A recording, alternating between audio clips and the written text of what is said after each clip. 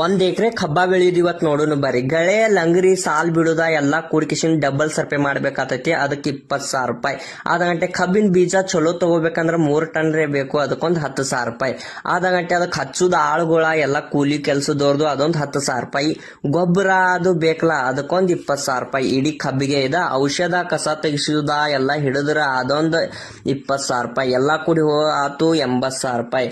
80,000 ರೂಪಾಯಿ ಆತು. ನೀವು ಅಂತೂ ಇಂತೂ ಕಬ್ಬ ಬೆಳೆದ್ರಿ ಬಿ ಒಂದ್ 70 ಟನ್ ಬೆಳಿತೀರಿ. 70 ಟನ್ ಬೆಳೆದಿರ್ತಕ್ಕ 2,03,000 ಟನ್ ಹಿಡಿದ್ರೆ 2,10,000 ರೂಪಾಯಿ.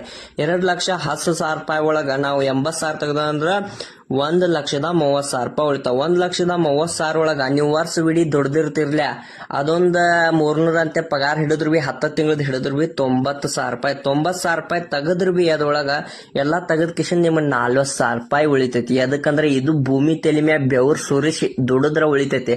ಇಲ್ಲಕ್ರ ಅದು ಉಳಿಯಂಗಿಲ್ಲ ಒಬ್ಬೊಬ್ಬರಿಗೆ.